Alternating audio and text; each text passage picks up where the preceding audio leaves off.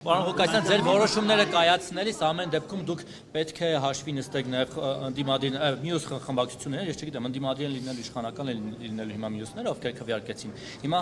ամեն դեպքում կախվածություն եք ունենալու այդ խմբակցությունների անդամներից, իրենց ձայներից։ Կարելի ասել ձեր աթոռի խաղալու է։ Ո՞նց եք։ Քննարկելու ենք բոլորի հետ, յուրաքանչյուր որոշում քննարկելու ենք, դրանից հետո որոշում ենք կայացնելու։ Ատորներ, այս ատորը հանգիստ է, այս քաղաքապետի ատորը չի խաղա։ Մարդը կարող է խաղա, ատորը չէ։ Մտավախություն չունեք, որ խառնակցություն։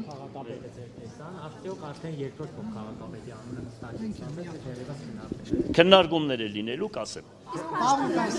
Կասեմ, քննարկումներ է լինելու, կասեմ։ Փաշինյանը անդրադարձել է այսօրվա քաղաքացիական պայմանագրի բացակայությանը եւ ասել է այն ինչ նախկինում ասել է նույն կարծիքին է եւ ասել է որ թիմ ընտրությունները եւ թիմ կառավարության հարաբերություններում գոյություն ունեն կանոններ, որոնք պետք է պահպանվեն։ Դուք պահպանելու եք այդ կանոնները եւ օրինակ ինչպես եք աշխատելու Նիկոլ Փաշինյանի հետ լինելով ընդդիմադիր։ Ես արդեն 100 անգամ այդ հարցին անդրադարձել եմ։ Ես 100 անգամ անդրադարձել եմ, ես այդ հարցին ասում եմ, տեղական ինքնակառավարում ասում է, տեղում ինքնակառավարել, ինչ մնում է սուբորդինացիայի հետ, ինչ մնում է պահել, պահպանել ճշմարտությունը, ես կպահեմ, կպահպանեմ, իր քաղաքական հայացքներին միանշանակ դեմ եմ, միանշանակ իրեն դեմ եմ, իր կատարած գործունեությունների 99 ու 9/10-ականին դեմ եմ, հասկանալի է, բայց տեղական ինքնակառավարումը այլ բան է ասում, իր հետ կապված այլ բան է ասում։ Իդեպ ԿՊ որ Դու ոնց ասես այդպես։ Իդեպ արդեն ազատել են տեղը։ Փաշինյանի արածի 0.1%-ը այդ ո՞րն է։ Որիդ պատասխանեմ, ասեք։ Աղջիկան ասա։ Որ ասեցիք 99.9/10-ականին դեմ եմ։ Մեկնել տեղին տոնում կարող մարդը դարձի կա։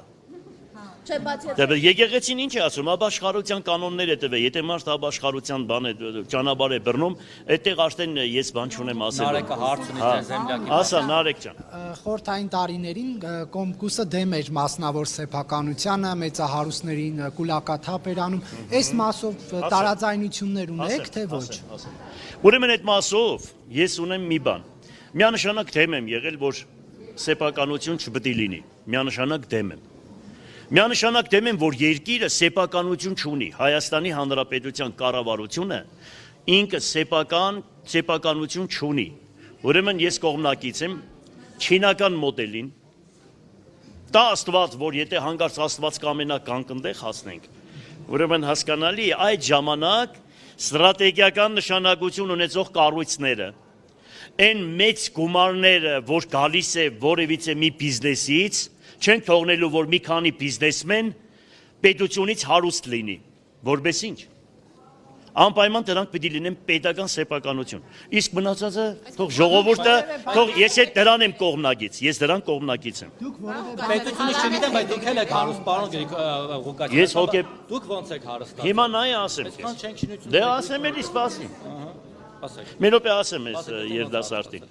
Ուրեմն ուշադիր լսի, ես նախ հոգեպես եմ հարուստ։ Ուշադիր լսի։ Երկրորդ հերթին ես 64 տարեկան եմ, ուրեմն 12 տարեկանից աշխատել եմ ամբողջ քաղաքը գիտեմ։ Մինչև այսօր իմ գործարանների դաժե մնացորդները մնացել է Գուլբան Ասկեղենի արտադրամաս, տրիկոտաժի արտադրամաս, հացի գործարան, ատրակցիոններ, հասկացար, ներկրում, ուրեմն արտահանում, ներկրում, ուրեմն ֆերմերությունը 82 թվականին ես 21 տարեկան եմ եղել, պատկերացրա, եղել եմ խանութի վարիչ, 200 գլուխ մայր